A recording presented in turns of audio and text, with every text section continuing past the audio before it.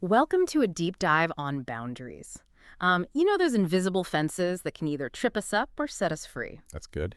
We're diving into boundaries, when to say yes, how to say no to take control of your life, by Dr. Henry Cloud and Dr. John Townsend. Great book.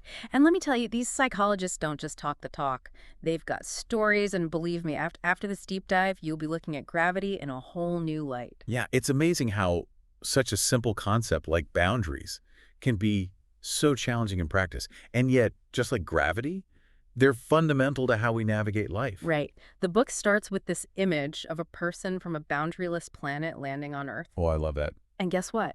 They have no concept of gravity. Oh, wow. Imagine their surprise when they try to step off their spaceship and just plummet. It's comical, but it also illustrates how disorienting life can be without a good grasp of boundaries. Yeah, it makes you realize that setting boundaries isn't about being mean or standoffish. It's Hmm. about recognizing a basic law of life. And the authors take it even further, connecting this concept to the spiritual realm. They argue that just like we have a deed to our homes, we have a responsibility to define and protect our own souls, our spiritual property line, so to speak. Wow, I never thought about it like that. So saying no is actually an act of spiritual self-care? In a way, yes. Yeah. It's about recognizing what belongs to you, your time, your energy, your emotional well-being, and what doesn't. But here's the really fascinating part. The book argues that boundaries aren't just about self-preservation. They're the foundation for genuine love and connection. Okay, I'm going to need you to unpack that one for me. How can boundaries lead to stronger relationships? Well, think about it this way. Without boundaries, we risk overextending ourselves, becoming resentful, and ultimately incapable of truly loving others. It's like the story of the Good Samaritan, but with a twist. I love that story. What kind of twist are we talking about? Let's say the Good Samaritan was a completely boundaryless person. He's incredibly compassionate, helps the injured man, pays for everything. All amazing acts of kindness. Of course. That's what makes him the Good Samaritan, right? Exactly. But without boundaries, this generosity could become his downfall. He might give and give until he's financially ruined, emotionally drained, and unable to help anyone, not even himself. And that's where resentment sets in. Precisely. Instead of feeling compassion, he starts resenting the very person he helped.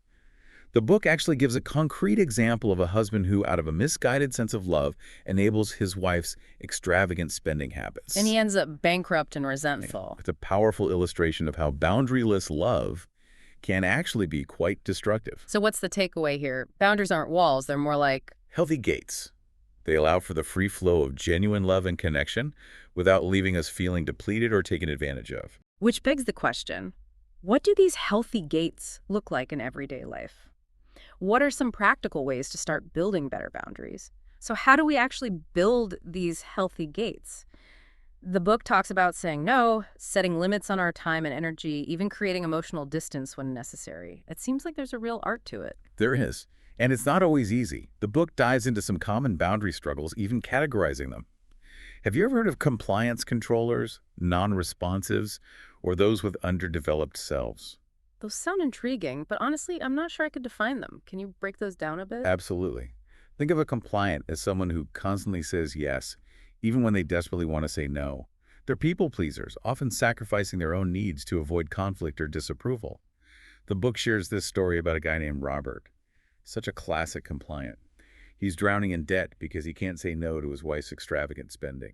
That sounds incredibly stressful. Is this a pattern Robert developed early on? The authors seem to think so. Robert was the youngest and the only boy with 3 older sisters. He learned quickly that keeping the peace, even at his own expense, was the safest route. That makes you wonder how much of our adult boundary struggles stem from those early family dynamics. It's fascinating, isn't it? And on the flip side, you have controllers, those who struggle to hear no. They manipulate, guilt trip, or bulldoze their way into getting what they want, often leaving a trail of resentment in their wake. There's this almost comical story in the book about a boss named Steve who embodies this perfectly. Picture this. He constantly calls his assistant at home during dinner, even demanding extra work. When the assistant tries to set boundaries, Steve simply ignores him. Yikes. Talk about a toxic work environment. It sounds like these controllers are completely oblivious to the impact of their actions. You hit the nail on the head. They lack that fundamental respect for other people's limits. Now, non-responsives, they're a different breed altogether. It's not that they're intentionally malicious. They often just don't pick up on emotional cues. They seem detached, unaware of the needs or feelings of those around them. Imagine being in a relationship where you're constantly giving, but receiving very little in return. That would be incredibly frustrating. It's like speaking different languages when it comes to emotional needs. Exactly. And then you have those who struggle with underdeveloped selves. This one's a bit more internal. They have difficulty setting boundaries not just with others, but also within themselves. Think of it as a lack of internal structure, the ability to regulate their own thoughts, feelings, and impulses. So how do these boundary struggles, whether it's being a compliant or a controller, develop in the first place? Is it nature nurture or a bit of both? The authors dive deep into the childhood roots of boundary development, outlining three crucial phases: hatching, practicing, and rapprochement. It all starts with that hatching phase around 5 to 10 months old, where babies begin to realize they are separate beings from their mothers. They're developing a sense of me versus you, a foundational element of boundaries. It's amazing how early that sense of self starts to emerge. It is. And then comes the practicing phase. Think toddlers testing their newfound independence by, say, running away from their parents at the grocery store. They're pushing limits, exploring their willpower, and discovering their own capabilities. And probably driving their parents a little bit crazy in the process. Absolutely. But this is where parents play a vital role. It's a delicate dance between setting firm, consistent boundaries while also nurturing their child's growing autonomy. Too much restriction, and the child might feel stifled. Too little, and they might feel overwhelmed and insecure. It highlights just how crucial those early parenting experiences are in shaping our future relationships. And that leads us to the rapprochement phase, which is all about coming back to reality. Hmm. After all that limit testing, children start to realize that no, they can't have everything they want, and they still need their parents for guidance and support. This is where that powerful word no takes on new significance. Their first verbal boundary, it's like they're drawing a line in the sand, albeit a very adorable one. Exactly. And parents, we have this incredible opportunity to create a safe space for our kids to say no, even to us. Because when we honor their no, we're affirming their needs and feelings even when they differ from our own. That's such a powerful message. But it makes me wonder, what about those who didn't have ideal childhoods? Is it too late for them to build healthy boundaries? Not at all. The authors offer hope, suggesting that while those early experiences shape us, they don't define us. And they introduce this fascinating framework called the 10 Laws of Boundaries to help us navigate this complex terrain. 10 laws of boundaries, it sounds almost biblical. It kind of is. The authors weave together psychological principles and biblical wisdom in a way that's both insightful and practical. So are we going to break all 10 laws down right here? We don't have time for all 10 today, but we could definitely unpack a few of the most impactful ones. I'm particularly drawn to the law of sowing and reaping. Such a universal principle. What you sow, you reap. It's like that old saying, you get out what you put in. But how does this apply to boundaries? Well, imagine a husband who constantly yells at his wife. She, in turn, tries to be extra loving, hoping to smooth things over. On the surface, it seems like a kind and loving response, right? It does, but I have a feeling there's more to it. There is. The wife's actions, while well-intentioned, are actually reinforcing her husband's negative behavior.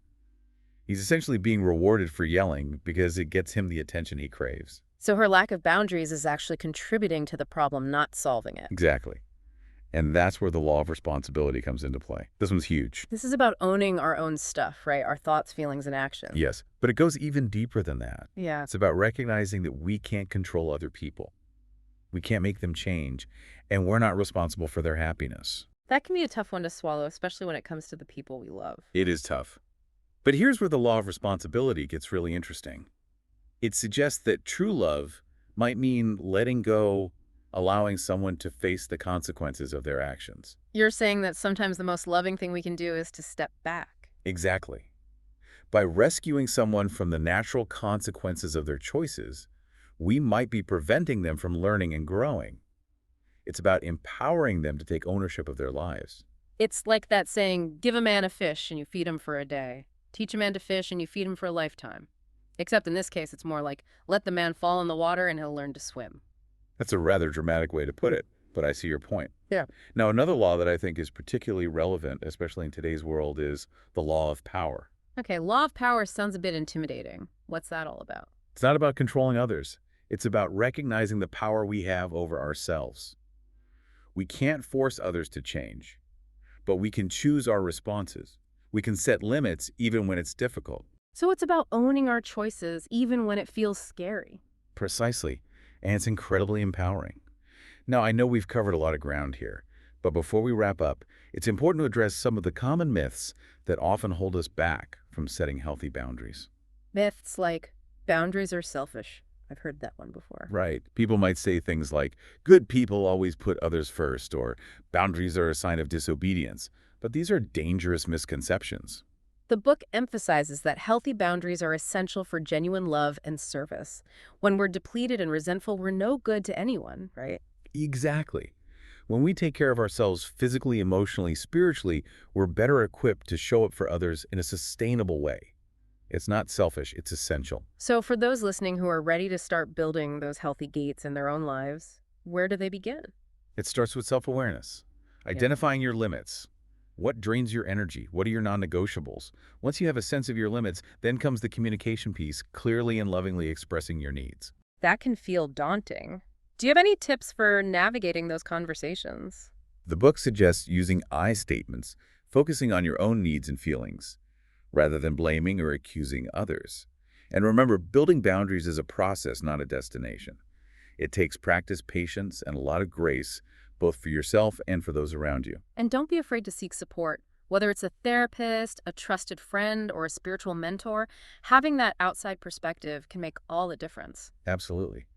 Building healthy boundaries can feel like an uphill battle, but it's a journey worth taking. It's about honoring yourself, deepening your relationships, and creating a life that feels both fulfilling and authentic. Well, that about wraps up our deep dive into boundaries for today. Be sure to check us out next time when we continue to explore how to implement healthy boundaries in your everyday life.